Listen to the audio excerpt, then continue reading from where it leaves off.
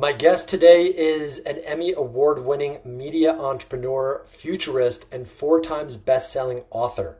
She's been featured in Time, Forbes, and Elle, named by Inc. as one of 27 women changing the world. And she's now on a mission to help 10,000 visionary leaders build AI dream teams, ethically, embodied, and powerfully human. Welcome, Natalie MacNeil, to the show. Hello, thanks for having me. Absolutely. Wow. If I knew this was your resume before, I'm impressed. I'm so grateful you're my friend. I'm like, damn, that's awesome. I also love that I have a lot of friends, I think including you, where we actually don't talk very much about work. Yep. So even coming onto this show, I was like, oh, new things that I have now learned about Naeem that I didn't know before. I There's a love that. beauty in that, you know? Yeah, I agree. I think it says a lot, right? We're focused more on just the true fabric of friendship and love and joy and the laughter that we always have together. Yes. Yeah. Amazing. Cool. Well, it's insane all the things happening. The big elephant in the room, but obviously I want to talk to you about AI. It's like I'm in Medellin right now, Colombia, and there's a huge expat community and a lot of builders and AI, and I've actually been building some agents in my business too. So I'm excited to talk to you more about this stuff. But why don't you just kind of give a little more of a brief background about how you've come to be the incredible entrepreneur you've become so far? Just give us your story a little bit. Well, I am 20 years in, so I started my first company 20 years ago, and out of university, I stepped into this job, this business that I had created instead of getting a quote unquote real job. And I've been an entrepreneur ever since. And of course, at that time, there's a lot of fears. There's a lot of, can I even do this? Am I going to have to go and work in corporate? I really felt like corporate was going to be a terrible fit for who I know myself to be at my core. I feel like I've had a very strong sense of self pretty much my whole life. Yep. And I knew that that was not my path.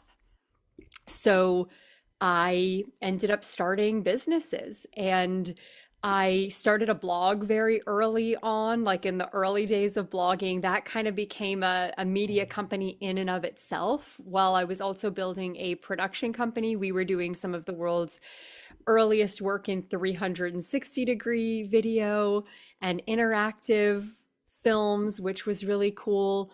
And I think the through line on all of it is that I've always been at the forefront. I've always been pushing the envelope and pushing limits of what was possible with the technologies that we had available. And I was always interested in what was coming. So I've really always been anchored in the future since I was a child. Like I would have visions as a kid. I would see shows like The Jetsons, and I just knew in every cell of my being that that was going to be my reality.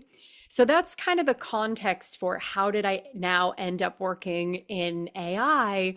In Yeah. 2017, 2018, I started seeing really big breakthroughs because again, I track tech. I'm also an investor, so I think an investor mindset is always very future focused as well, looking at what the world is going to be like in 5 years, in 10 years, and really investing accordingly. So 2017, 2018 comes along. I see massive breakthroughs in the AI space, before it was really in the zeitgeist.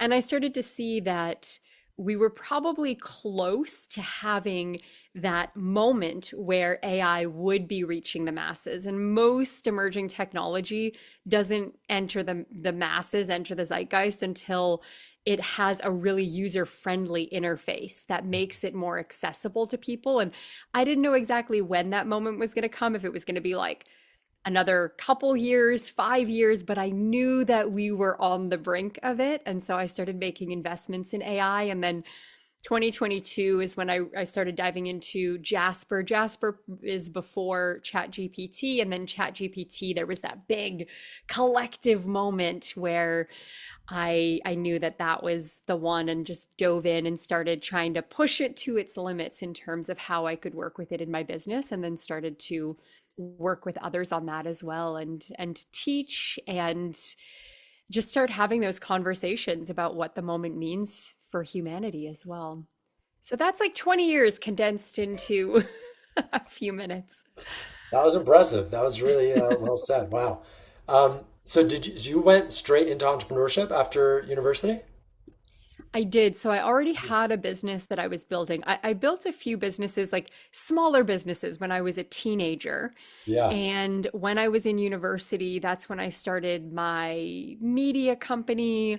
And then I was already getting traction with that, enough traction that I could dive fully into that. And then I also had my blog as well. So I was getting a lot of media through that, which just helped me to build a platform that supported the rest of the work. And Yeah. I didn't know if I would fully be able to support myself. I wasn't making that much money at the time in my business, but I was working on some really innovative stuff that was lighting me up, and I knew I had to give it a try. And I actually think, in some ways, when you're transitioning from being a student into being an entrepreneur, it's better than if you're transitioning from like having a great six-figure job into Yeah. being an entrepreneur and having to replace that, because I was a student. I was used to living the way I was living, had my apartment, had some savings. Um, yeah, it wasn't that hard of a transition. And I was able Yeah. to live on a very tight budget, especially in Canada. You don't have to worry about things like paying for health insurance and things like that. Yep. What's a belief or mindset you had that you think made you successful to keep on going and to even start? I love this part of the conversation Yeah. because I can trace my sets of beliefs and my mindset and my way of being back so far. And for me, at that time, I knew that I had to choose my highest alignment, Mhm. even if it defied what was logical. So I Mm. had this belief that, and I think it comes probably from very early on in my teenage years. I was maybe 11 years old when I read Think and Grow Rich, and reading that book. And I think that was one of the first books actually that I read where I was like, ah, Napoleon Hill, like he knew something. Like he wrote this so long ago, and like this is everything that I intuitively feel. Like Mm. the concepts I was reading about were things that I had felt and just known to be true. And I knew that if I had this belief in myself and I could move through the world with this mindset of like, I'm being called to the things I'm being called to for a reason. And I'm connecting with people. I'm building the relationships that I'm building for a reason, and sort of tracking the interconnection of everything. That was, I think that was the biggest thing. If I had to summarize it as like just one belief, it was that I knew that I had to let my intuition eclipse what was logical, and that that was the only way I was going to have not just success, but fulfillment, which was more important to me. Wow.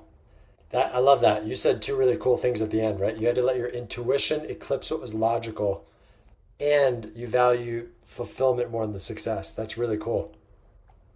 I always had a sense that success by most people's measures were not going to be my measures, Hmm. because even now, I'm not really a materialistic person. And I don't need more, more, more. I think it's really powerful when we can see where we have enough and know that that doesn't always come from a limiting mindset either.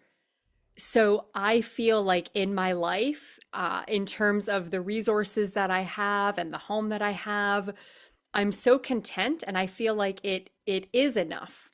And I could live on everything that I already have, and I don't want to be playing that game of I need more, more, more just for the sake of having more. I mean, I don't even have a car, but I watch people play that game of like, Yeah. I need a nicer car, I need a nicer house, and are always looking to have those upgrades. And I don't think they always come from a deeper truth. So that's something that's always been really clear to me. And then I do things for the joy of it. It's just Mm. like the pure joy of doing the work that I'm doing, or trusting the callings that I feel, and knowing that I have these like desires on my heart for a reason. So yeah, I think that's a different way of looking at things and living. Yep, that's beautiful. I love it. It's courageous too, because it's easier said than done, but I totally align and agree with what you do. And Josephina and I ascribe to that same mindset, right? It's kind of like a hack, right? You kind of like skip on the status games and the Joneses and the FOMO, again, which is easier said than done, but then everything is upside and bonus, and you're already living in joy. That's right. That's right. And I Yeah, think opting out of that, it does bring for me a deep sense of fulfillment. And I just know that I'm not meant to be totally entrenched in these systems that we've created. I contemplate this a lot in my practice. It comes to me often in my morning practice, how like we could have created so many different systems and structures. Like that has an infinite number of possibilities. Like mhm. we could live in such a different way than we choose to live. And so I always look around and I'm questioning constantly, like, why did we do this? Why did we build this system the way that we built it? Why did we build this structure? And also we can change it too, and we can opt out, and we can choose to do things, as you said, courageously, but do it in a way that's so aligned for ourselves. And I love that about you and Josephina as well. You have the different cities that you live between, you go and immerse yourself in other cultures, and I feel like that opens so much in terms of perspective. Like even the AI conversations that I'm in, it's very different in Thailand versus Japan versus Netherlands. Like these are just some of the places that I've had these conversations in. And I think it's good to always be widening the aperture of your own awareness. 100%. I agree totally. I love that. Yeah, widening the aperture of your awareness. Um, there's a few things you said that I wanted to circle back to. One was, what was the thing you just said? Oh yeah, that's cool too. I love being when we hung out with you in Cape Town, you and Joseph. That was really cool, right? And Yeah. it is true. Like when you're in different, I'm here in Colombia, and it is really exciting bringing back AI in for a second. It's cool to see how AI is lifting people out of like their current level of like whatever you want to call it, economic status, right? Like, and it's so exciting to see like there's like an excitement I feel, right? It's just in Medellin and Cape Town and all these other countries that are like third world countries. It's really cool. Yes, I mean, you can build anything right now. Yep. So, where you used to have limitations in terms of capital, or these big barriers to entry, like AI makes so many things possible. So, what do you want to do with that technology? What do you want to build? Anybody with a $20 a month Claude subscription can build something that could actually be pretty world changing. Or Yeah. even if it's not world changing, it could be world changing for you. Like you could build a tool for even 100 clients, you know? I think that we have reached actually peak big business. I think we're going to see a lot of smaller businesses, a lot of micro businesses. Like you can build super customized apps for like 100 people, instead of having to build this big SaaS company that's going to serve like hundreds of thousands of clients. That's so exciting to me. It makes so many things possible. I look at, because I worked in production as well, and seeing what it used to take to bring a film to life. And Yeah. now you could just be a creative person, and you have the same ability, like at your fingertips, to do pretty extensive post production, to bring stories to life where there used to be these barriers of entry. Like, how many stories have not been told because of limited resources? So I feel like AI can be a great democratizer in that way. And it really, I mean, it gets me so fired up. I get so excited about it. I get so excited talking to creators who are bringing things to life on Yeah. their own without needing to raise like $1 million seed round, or hiring an extensive team. Like we live in, I think it's the coolest time. Yeah. It Even is. though there are risks, yes, and there are things we need to be aware of, and I'm aware of them, And I think this is a pretty cool time to be alive. I agree. It's insane. Before we dive more into the AI stuff, I did want to, you said, what do you do for your morning practice? What are some things you like to do? Well, I change it up because I like having it feel like it is meeting me in the moment. So like Yeah. this morning, Yosef for listeners is my partner. So me and Yosef this morning, we did a Wim Hof breathwork practice. So three Oh, rounds of Wim Hof, did some light movement, and then we did a meditation and we had a little like cuddle and shared some intentions for the day. We always have this coffee ritual. So, like, coffee we always do together, but it's this whole ritual that we do, which is really sweet. So, that was part of our routine today, too. I don't always do that. So, I don't have the same routine every morning. It's more what again, it goes back to my intuition. It's what I intuitively feel like I need. There are some days where I feel like I need an hour of meditation and contemplation and journaling to like move something that I'm sensing or feeling, or like tap into something that I'm sensing energetically. So it always depends. And then other mornings I have to dive right into work too with very limited time for practice, but I that's my like that you have list the today. flexibility and the variety baked in. That's cool. A lot of people are so kind of rigid in their practice, or just they need certainty with doing the same thing over and over. I think there's merit too to have kind of rituals, but I think it's also there's merit in flexibility, right? Not always having to do it the same way every time. That's cool.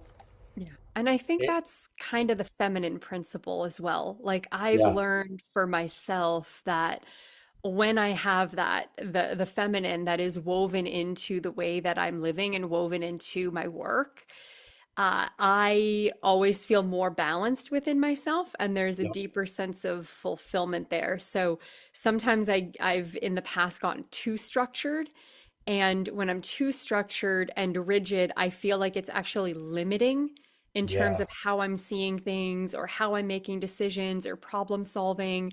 And when I'm more in that balance of like the feminine fluidity with the masculine discipline and structure, that works really well for me. Like yesterday, I ended up doing 2 hours of work in the bath.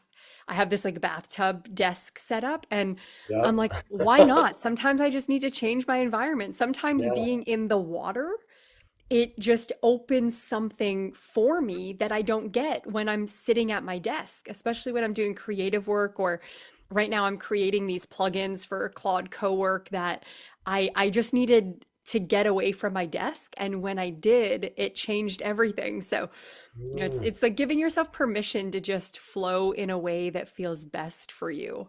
I love that. I'm gonna tell Josephine about that bath move. That's a great one. Yeah, the bath desk is just Yeah, that's great. my favorite setup right now.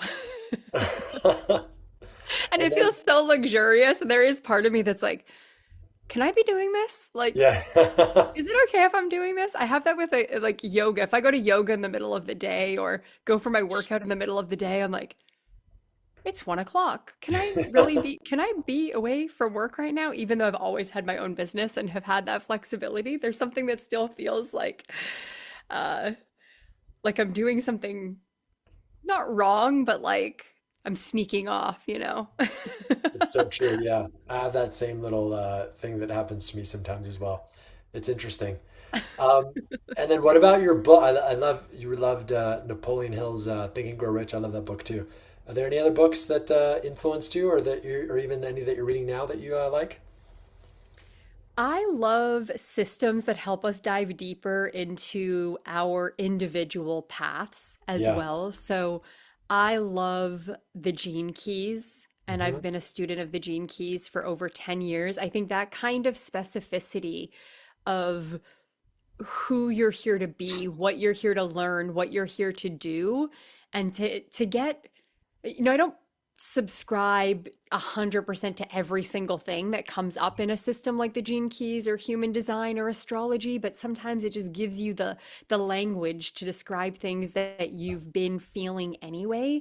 So Gene Keys has been really helpful as has human design, and diving into that as a modality, especially for structuring how I work as a projector. So, like, projector is very different from generators. I'm not sure how much you know about the human design system, but that has been a game changer. I think in terms of business, one of my favorite books more recently has been 10x is easier than 2x. Yep, Dan Sullivan. That's a great book. Yeah, I think that's a really good one. And I feel like it's a must read. And I think with the tools we have available right now and with AI and emerging technologies, that we should be in that mindset of the 10x, not thinking like, oh, what's my path right now and my strategic plan to be able to double my business. We should be thinking about how we can 10x, not just in business and revenue, but in so many other areas and metrics that we can track in our lives and businesses too. I love that. I agree 100%. And I love the systems, right? I love you like to read some of the book things on systems, right? I like human design too. Gene Keys, I haven't read that. I should check that out. I heard about that before. But I also like before previously 15 minutes ago you said you also like to question systems. So I love that you're able to a lot of people it's hard for a lot of people to hold the two paradoxes at the same time, right? It's like, oh, is it this or is that? It's not either or, it's both, right? But I love that you I have that thinking ability. I love that you say that because I actually think it's one of the most important things that we need to all develop as capacities within ourselves, especially for anyone who's a leader. And I feel like everyone in your community, like this is a community of leaders, Hmm. we have to go beyond binary thinking around anything. And we have to learn how to hold so much more complexity and multiple truths and more nuance, especially with the age that we're in right now. I think it is incredibly important. And I really do think it's one of the most important capacities of our time to be developing. Yeah. So I'm gonna ask you one more question, then I'm gonna ask you about AI and your stuff. And this is really what I honestly my favorite thing about the podcast, right? Because I believe I just did a talk here in Medellin a few weeks ago, and it was a bunch of entrepreneurs and AI people, AI architects, and I'm like, the most important technology in the world isn't AI, it's this technology, right? Like we spend even now, especially people are like up all night on Claude Bot and Claude Code and or what's it called, OpenClaw, and they're like building their agents. I'm like, that's amazing, but like, how much time do you invest working on this technology too? And most people, it's like minimal. But I can tell you invest in this too because the way you're speaking and the way you think. So I'm curious, do you have any shares on how you developed this technology more? I love reading books. I read a ton of books. I'm sure it sounds like you read a lot of books too. But are there any like books or frameworks or courses or just things that have helped you kind of develop your this technology, your brain? Mm, yeah, I have a dear friend of mine who is a brain doctor, and she always likes to remind me that the most complex and advanced technology in the entire universe is still the human brain. And Mm, there's still so much that we haven't even begun to discover and explore within our own mind. And I think it's important to hold that context. Like there is a lot that we don't know about our brain, and there are so many more capacities that we can develop as mindsets and so many ways that we can optimize our brains. So it's a really exciting space for me. And what has made the most difference to me? I I feel like I've had an expansive awareness from the time I was a kid. mm. And I had this, That was just natural for you? Just it was very natural. And that's why, yeah. I talked to Yosef about this a lot. It was not so natural for him. He's Yep. had to do a lot of work on his internal thoughts and beliefs about himself, patterns that he's held, or things that come up as like a negative inner voice or negative self talk. I have never really had negative internal dialogue. Mm. And I didn't realize that that was a thing until I was a little older and started having conversations with other people about their internal experience. So, for whatever reason, that was not something strong in me. Now, I will say, of course, I had things come up once in a while. Like Mhm. I would have, I can track limiting beliefs that I held as a child or certain patterns that I was in, but this like ongoing or any kind of incessant negative belief system or negative self-talk, like that just wasn't something that I've personally experienced. So I I had a lot of beliefs. It might this is my thought process around it, or like where I've landed, mostly from working with a ballet and healer in Bali, who explained this to me in a way that really resonated. I had a very traumatic birth, Mm. and I basically died when I was born. I ended up surviving, and I had a massive scar on my face that you can actually still see if you're with me in person.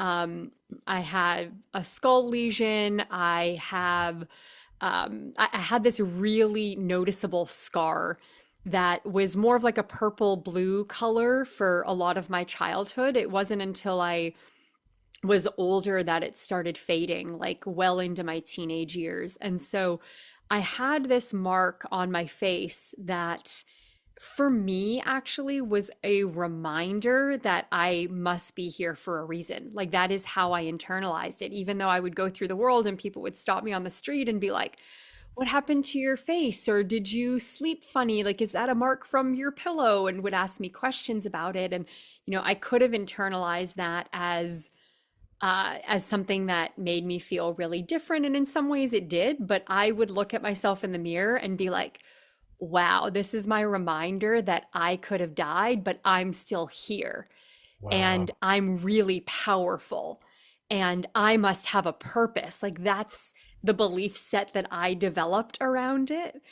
And I just kind of I carried that. Now in adulthood, I did work with a couple people. So Jim Quick, I think he was like amazing for opening my world to what was possible with the brain and like pushing some limits around certain things. And then I worked with someone named Steve Linder, who Hmm. had done a lot of work with Tony Robbins. Yeah, he teaches NLP. He teaches NLP, and he teaches this whole system called neurostrategies and neurostrategic coaching. So I trained with him, Nice. and training with him and doing his advanced training. I think it was the advanced training. It was like his certificate program. That was really groundbreaking for putting a lot of focus for me on how to actually start to optimize my beliefs and my patterns. So that was really helpful. And then it's just my own process and my own embodiment practices, and not just focusing on the mind, but Yep. I like to focus on multiple facets of being. So focusing on the connection between the physical, the mental, the emotional, the energetic, and the spiritual. Like that's more my widened focus now, and to not just be so much in the mind, but there are other facets of our being to explore and that have infinite potential as well. So cool. Wow. I didn't know all that about you. That's really amazing. From your Um, birth to, go ahead. one more thing that I have to add too is like Yeah. AI, of Yeah. course, because AI can optimize our mind in so many ways. And Oh, maybe we yeah. can talk about that a little bit when maybe we'll circle back to it. But even within your system prompt, if you're working with an LLM, you can have it challenge your mindsets, your beliefs. So AI now is my greatest teacher around my Mhm. cognitive potential. I agree 100%. Well, let's pivot to that now too, because I wanted to pivot to AI anyway. So, do you want to expand more on that? I feel the same way. I definitely feel some people are like AI is going to make people stupider, and I can see how that happens too. But I think just like anything, it's a tool that just magnifies more of who you are and how you already operate. So for me, it's like my brain is like expanding every day in like cool ways. I'm like, oh my God. And also it just keeps on stunning me every day too. Just like I'm like, is it really that good? And I'm like, holy shit, it's actually that good. And it gets better too, right? It's like, holy crap, like now like all the features have like everything that they didn't have even 2 days ago, right? So I agree with 100%. But can you expand more on that as well? Yeah. Do you have a specific process that you follow as well? Like, do you have something that's built in as a project or a custom GPT that optimizes your brain? Or I'm just curious to Yeah. hear That's a great question. So right now, how. I'm built, right now I use Claude. I was using ChatGPT, now I use Claude. I use GenSpark too, which is really cool as like that kind of super agent LLM, which plugs into Claude and GPT and all the other LLMs.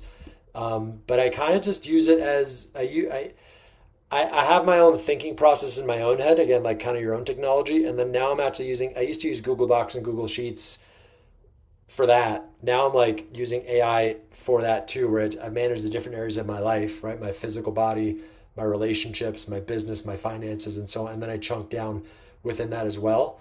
And then in terms of like, and then I use it honestly, I kind of use it as a filter for pretty much everything. I kind of use it as like my check for almost everything I do now. It's pretty amazing. Like when I wake up before I go to the gym, I feed it, it knows all my workouts now and it knows kind of my patterns. And then I tell it what I'm about to do at the gym. And then before I start my workday, it's kind of like my executive assistant or coach or whatever. So I'm kind of giving it, but the key for me that I'm learning is it's catching the trigger in my thought process to bring AI in that to help expand it even more and elaborate on it. And then on the business side, I am building out agents for the business, right? So we have like a COO and then like I have an assistant, and we're going to start building out more agents to run different sides of the business. I'm not doing it myself. I was actually doing it like vibe coding and stuff, which is really cool. But I also agree, kind of like Dan Sullivan, when I'm like, like who, not how. I think it might, I still want to learn it and understand it. So I like know what's going on. And I have a COO that's helping me build it out because that's like what he loves doing and that's what he does all day. And he's doing it a lot quicker than I would do it on my own. Okay, cool. Yeah, I always love hearing from people like how they're using it and where they're at. I think in terms of cognitive potential. So MIT did this study and the study had a lot of issues with it, and they talked about cognitive debt that was building from AI. But that's really if you're working with AI and you're not bringing in your own thought process. Like you're just having it do something, you're not sharing your thinking, you're not sharing your own understanding and bringing in your perspective. And it's just doing the work for you, and you're basically just taking it verbatim. Of course, there's zero learning in that. Yep. And you can end up having cognitive debt that's building. But on the flip side of that, if you're using AI as a strategic partner and a collaborator, and you're bringing your own thoughts into it and your beliefs and your own way of thinking and analyzing something, and then you're collaborating with AI to create something that can actually expand your cognitive potential and your understanding around so many different topics, including yourself. Hmm. So I have this mega prompt that I built that is specifically around our metacognition. And I also use Claude predominantly and have for quite a while. I had Claude interview me about my thinking capacities, my thinking processes, how I make decisions. And it interviewed me like 30 really in depth questions that would help it to understand the way that my mind works. And I think this is something that's so exciting with AI. Like, our brains all work so differently. Like, each one of us has a completely different way of analyzing, of interpreting, of filtering the world. And if AI can help you track that and really understand it and create a map of your mind, as I had it do, then it can also help you to see patterns that might be limiting or start to shift things. So I used that metacognition map, and I built a decision making project Hmm. that acts as, it kind of acts as both my executive coach and my decision making sidekick. And it asks me a lot of great questions, and it helps me to see where I might be making a decision from a limited viewpoint and where I need to expand my thinking, or it will give me its perspective and let me know where it thinks I'm right in my thinking and I'm making the best decision. Or it will be like, if your mind worked in this way, you might see it from this angle, or I see it from this angle, or have you thought about this? And I think that's where we have an opportunity to expand our potential and then also shift things. If there are things that we want to change, it can help coach us into doing that. The other cool thing about the metacognition map is that it can end up becoming part of the knowledge base for other things that you do. So I have a business brain as well that covers things like operations and systems and standard operating procedures in my business, and it knows my thought process as well. And I think having it know my thought process and how I make decisions, it can both challenge me and kind of like operate on a level above me. Like I'll have it go beyond where I'm at and then challenge me from that place.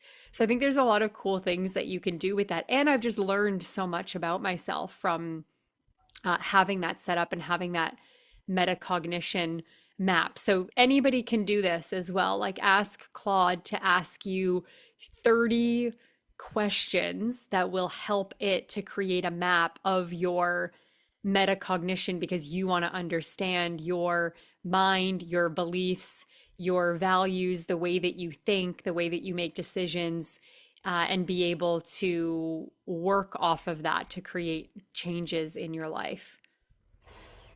See, my brain just got a little bit bigger hearing you say all that stuff. I'm like, okay. It's it's mind blowing, especially like as somebody with ADHD and being a neurodivergent person in the world, and then being able to have a whole map of my brain and how it might differ from like the all the standard deviations, right? It's so interesting to see that. And we get to have this, much deeper understanding than we've ever had before. And then because Claude knows that, it also knows how I work. Like it notices my drop off points in things. So that's built into, because we can have system wide prompts as well. And I encourage everybody to do that. Like if you go into your settings, your general system prompt for ChatGPT or Claude, make sure that it knows you, and make sure you include in that system prompt that you want it to challenge you, that you don't want it to just constantly validate you. You want to be challenged on your biases, on your limitations, on your limiting beliefs, on your blind spots, and ask it to always point those things out to you and always be willing to challenge you, so that you're not just using this tool that is yesing you to death all the time and just going with what you think Mhm. is the best way of doing something. But my Claude will constantly be like, I see this as a blind spot, or you're thinking about it this way. Have you thought about this? Because I think if you think about it in this way, you'll maybe come to some different conclusions. Or this is something that I notice as a ask it to call out your recurring patterns.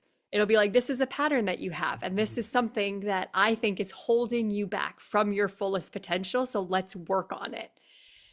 And that's the real potential of working with AI. Like it is the ultimate pattern tracker Mhm. and analyzer and optimizer. So use it in that way. Mhm. And that's how it works, right? It's a prediction machine, That's just right. based on all the data and the probabilities, right? That's how AI operates, right? That's right. So Yeah. to me, like that's the magic of it. That's Yep. you using it in its fullest potential to help Yep. you unlock more of your potential. And I'm learning every single day from working with, it's predominantly Claude, then Gemini, then ChatGPT, but they all in their system prompt have that built into it. So I'm constantly being challenged. Mm. So every day, no matter what I'm working on, it's giving me okay, here's the next level.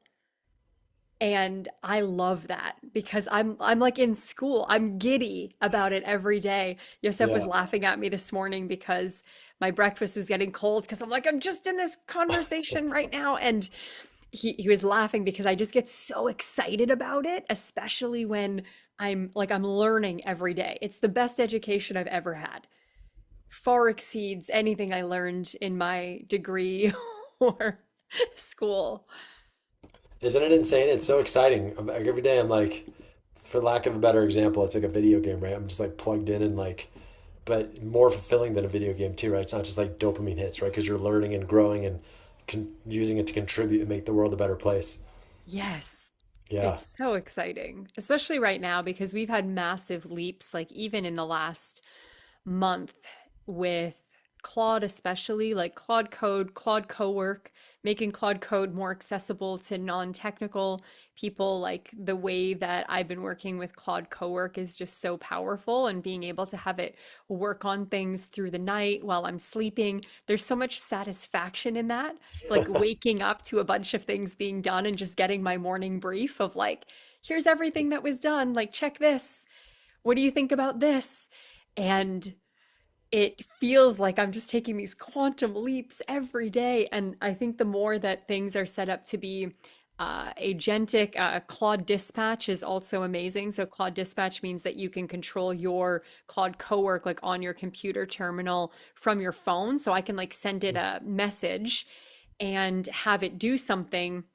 So I can be out and I can have it do something on my terminal, on my computer, and start working on something. And those kinds of capabilities and the capability of scheduling recurring tasks to be done for you, I mean, we're we're in a place where it's exponential. Like it's so exponential right now, that curve that we are on. Yeah. And I mean, AI is now iterating itself as well. So we're getting models and updates faster and faster because AI is making all of the updates.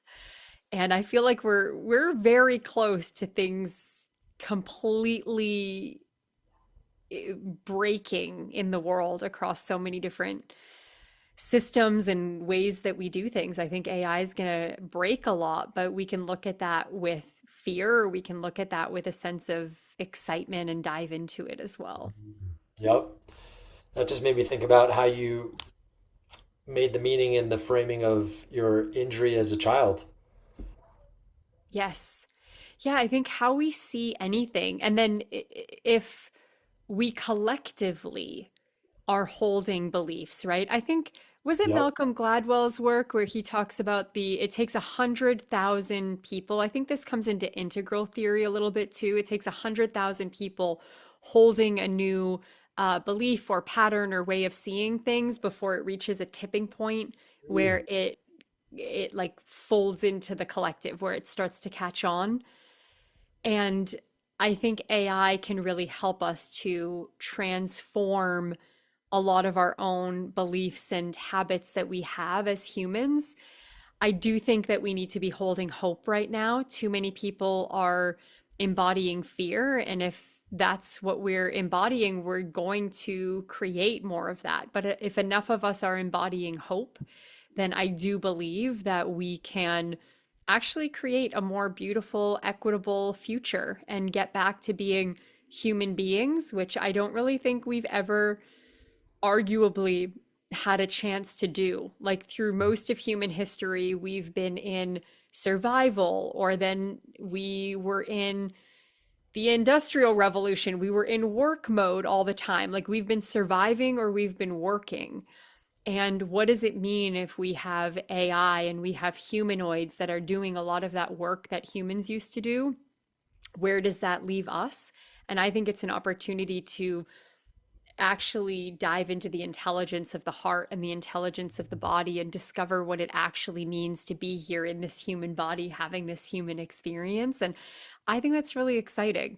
And the other thing I'll say about the hope versus fear narrative, I don't know if you find this when you're traveling, but I've traveled so extensively.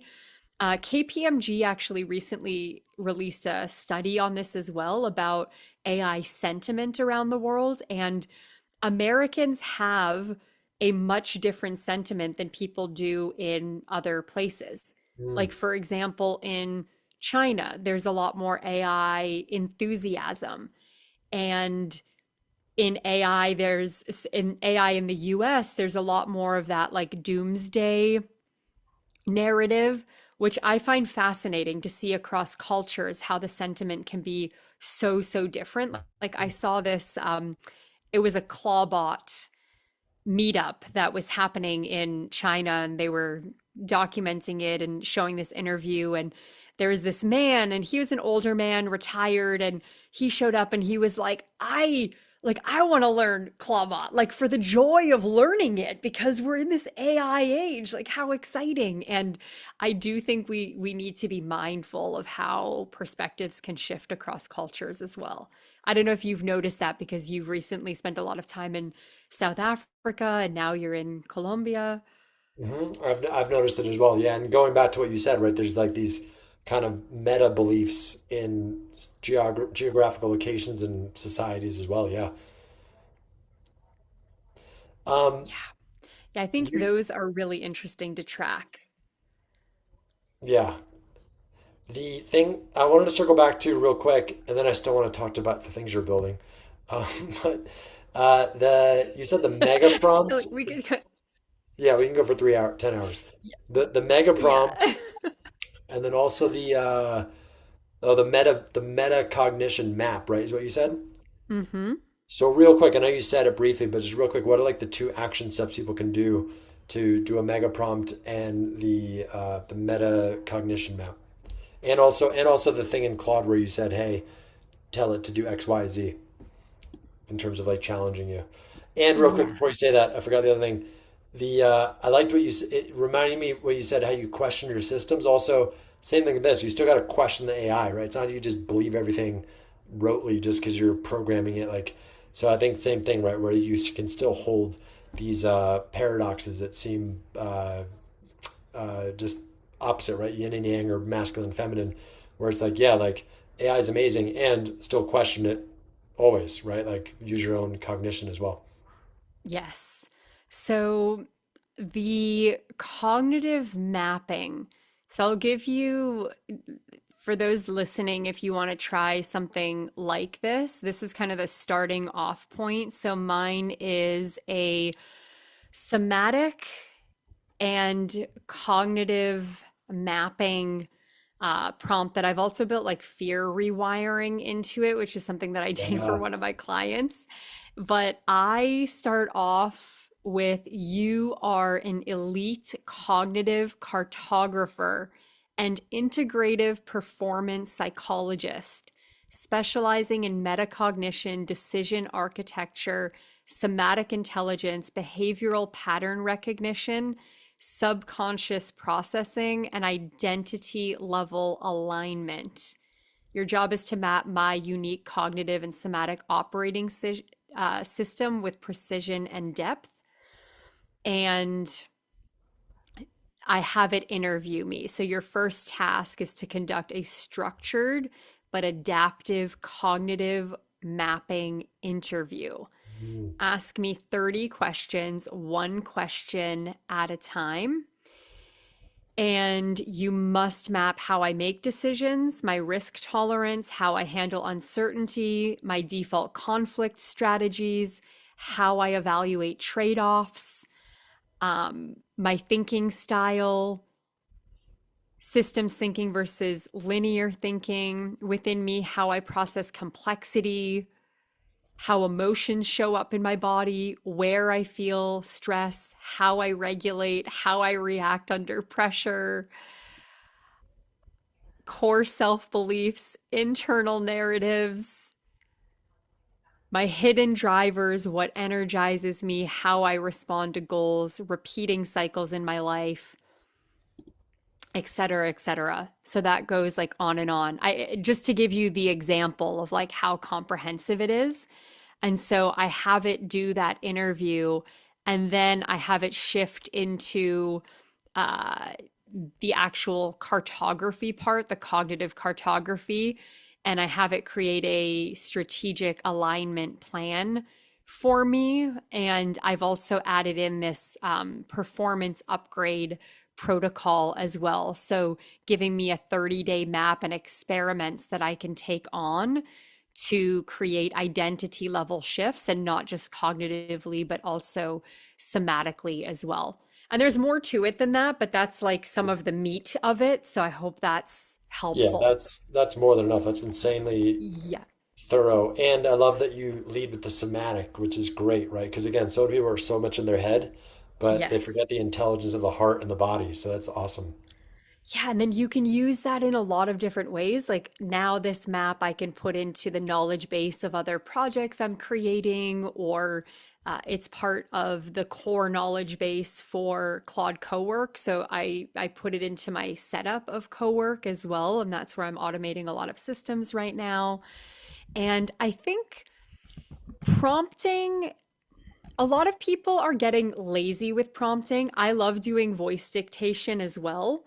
And yes, we can just have a conversation with AI and it can do things for us, but think there's a lot of value still in learning prompt engineering. So I teach this prompt framework called the three C's.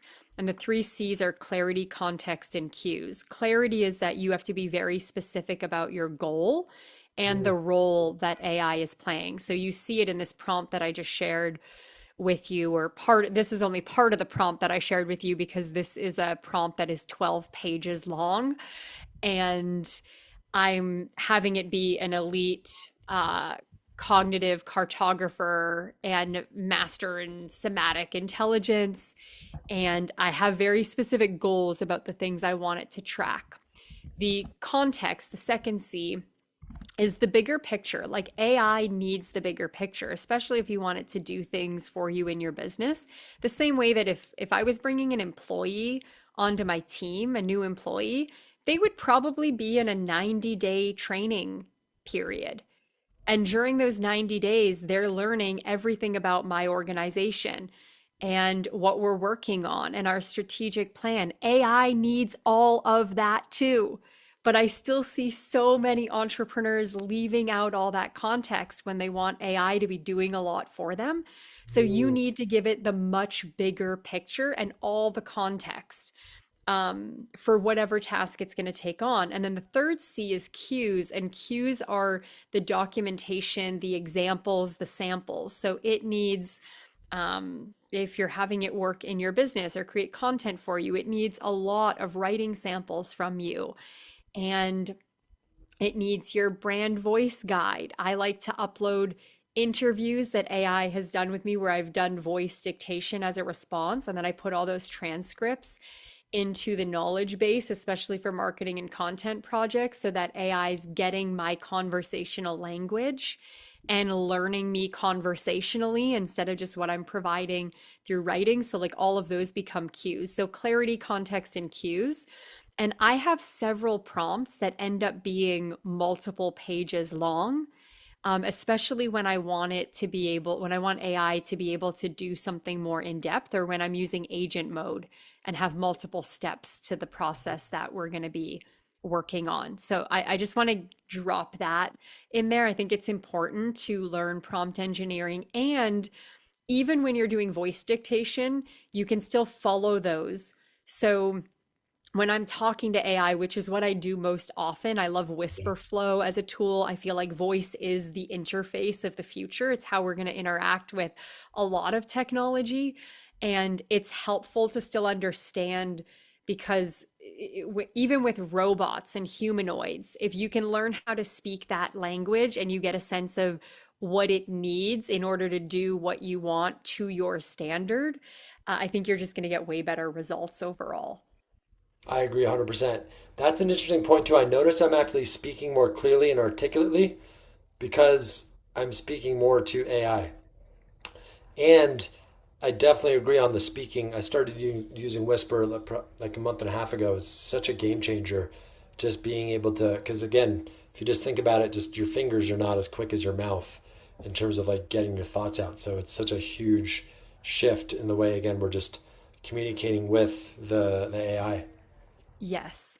And I love that you said you've noticed a difference in how you're communicating because of how much you're talking to AI. Hmm. And especially when you start to see the prompts or you see your inputs that actually get incredible results that you can use right away in your business, or it's like doing real work for you. When you start to reverse engineer that and you look at what it took to get that incredible result that is unparalleled, um, I do think you can learn a lot about your own communication style as well. And it's interesting. There's a one of the tenets of NLP. I think you've studied NLP as well, right? Yep. Yep. How the what's the how does The it go? meaning of It's your like the communication is the meaning of the response you get. communication. Yes, yes, yes. Say it again. That's one of The my favorite ones. The meaning yes, of your communication is the response you get. that's right. Yes, I know it's like said differently depending on like which one you're in, but yeah, that one is Yep. so key, and like that's how it is when we're working with these tools. And if something is not working, it's probably the way that you're communicating and Yeah. asking for it to be done. It's almost Yep. always you. Yeah. Yep. Well, I want to. You have your AI dream team that you're building out. You're building out your Claude Code operating system we spoke about a little bit, and your client-facing AI program. What should we dive into briefly? Because I know our time is running over already. What do you want to share more about? Should we share about your AI? And also, by the way, people can always go to your website, nataliemacneil.com. And also they should go to nataliemacneil.com/newsletter to get your, you do, what is it? The three threads you said in the newsletter?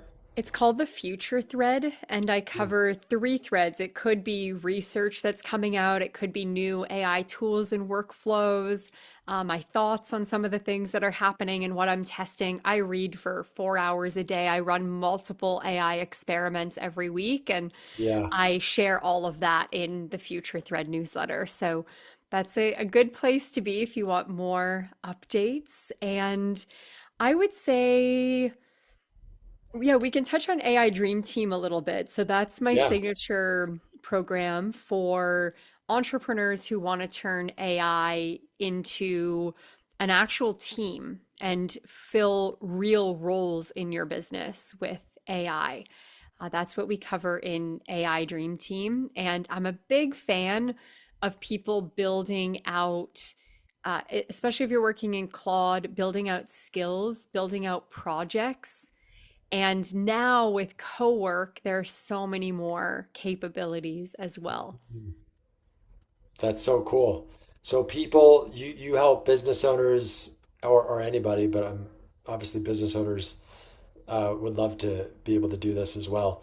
Build out their AI team to automate and build out their business and probably do a lot of things better than they're doing themselves, or their team or their humans are doing better maybe themselves also, or just enhance what they're doing, not to replace people also, right?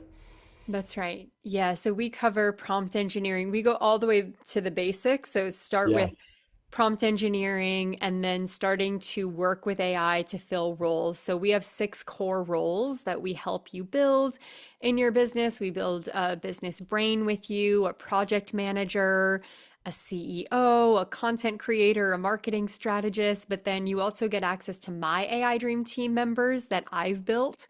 Mm. So in running a multiple 7-figure company and learning what works and what doesn't work and how to grow, how to scale, I've taken all of that knowledge and put it into a suite of custom GPTs and now building out plugins and skills for Claude as well. So you get all of that you just get to plug into your own workflow as well. And it's pre-built for you. I have some people come in and there's like 3 roles that I have on my AI Dream Team, and that's like the only thing that they want in the whole program. So there's something for everyone, whether you're beginner, intermediate, or a little more advanced. And I think in one thing I would love for people to take away too is like the power of Claude right now and also Gemini. Like if you're still predominantly using Chat GPT, I Hmm. highly recommend you switch over. Claude makes it super easy to switch over as well. So from within Claude, if you go into your settings and you go to capabilities, Hmm. there's an import memory function now. So you can go to, yes, it's settings, capabilities, and start import. And it's a 60-second prompt-based import process to Wow. move over to Claude from any other LLM. Yep. And it's a great way to get started. I just talked to so many people who are like, but I have everything on ChatGPT. So if that's preventing you from moving over, Claude does make it really easy. And the capabilities are just really exceeding those of ChatGPT right now, which I still use. I mean, I test all the platforms, so I am on all of them, but I think Claude serves the the purposes of what most people are needing AI for. And they Yep. make it so easy with such a beautiful interface. I agree. I enjoy Cloud a lot. It's great. That's so cool. I didn't know about that import function. That's amazing how easy they make it too. They make it so, so easy. Yeah. And Yeah. then you do still have to copy over, if you've built custom GPTs, you have to copy those over into Claude projects, which is the Claude equivalent to a custom GPT. But those are really fast. Like you're just copying instruction sets over and the knowledge base over. If you have everything in a Google Drive folder already or in Notion, it's very easy to just copy things. So it doesn't take very long. You could definitely get it done in, an hour or two, even if you have quite a few GPTs. I have like 30 of them and I've moved a lot of them into Claude and it's like a couple hours of work. Yeah. Wow. Natalie, I gotta go. My brain is just like sizzling in a good way. So Um, much is possible. Yeah, oh I get yeah. really excited about this stuff. So exciting. It's so cool. I'm so grateful to be friends with you and be on this journey together and be alive together in this time. Same. Yeah. And things so go ahead. No, I just love having other people around me who are also excited about what's happening and Oh yeah. in that like spirit of experimentation and like what's possible here and how can we expand our cognitive potential and our somatic awareness and yeah, it's a joy to get to do life together. It is, yeah. Um, what so for people they can find you nataliemcneil.com. I'll put the links will all be below too, by the way, everybody, so you can just click below. Yeah, And then your Instagram is Instagram Natalie MacNeil on Instagram. that's right. And the newsletter is nataliemcneil.com/newsletter. And then your program is the Dream AI Dream Team, right? Yes. That sounds amazing. Yeah, if you guys want to build agents and use AI to like grow your business, it's insane. Like you should definitely reach out to Natalie to learn how to do that because that's kind of what they mean. I love Peter Diamandis, right? Like, and he's a big, obviously, on tech and AI, and he's like, it's not AI is not going to replace anybody, but it's the people that are using AI that are going to quote unquote. I still don't believe in like competition and all this stuff. There's abundance in the world, but you will if you want to get better and grow and do things better for your clients, like you got to get on this train and start to learn how to use these tools. So I highly recommend you check out Natalie's program. Thanks, Naeem. Yeah. Thanks so much, Natalie, for being on the show. This was so much fun. And what's your departing message for the audience? I really believe that we're now in this window where you have to be on this, like just to come back to what you were just saying as well and really highlight it. I said this earlier in the year that I had been telling people, you're still ahead of the game and you are absolutely not behind. Like, let's learn AI. And that started to shift at the beginning of the year. And now, what I've been building out more recently and in the last few weeks, and when you're in Claude Cowork and Claude Code, what I'm seeing are people who are just coming in now and learning the basics. They are at somewhat of a disadvantage, but I think that that's going to start expanding. So I actually feel like we're now in that moment where if you're just getting started, it's great to still get started. Of course, like the best time to plant a fruit tree was 20 years ago, and the second best time is today, right? As the proverb goes. And that's absolutely true. But I think there's going to be a wider gap that Mm. has to be crossed the longer you wait to actually set up your AI systems and go beyond using ChatGPT or an LLM as like a super Google and actually building out systems. Like now is the time to do it. And I still think that you're slightly ahead, but that's not going to last. So Mhm. now's the time, build whatever you've ever wanted to build it. It's possible now and experiment. Like something doesn't have to be perfect the first try. Your first agent that you try setting up or your first app that you try building.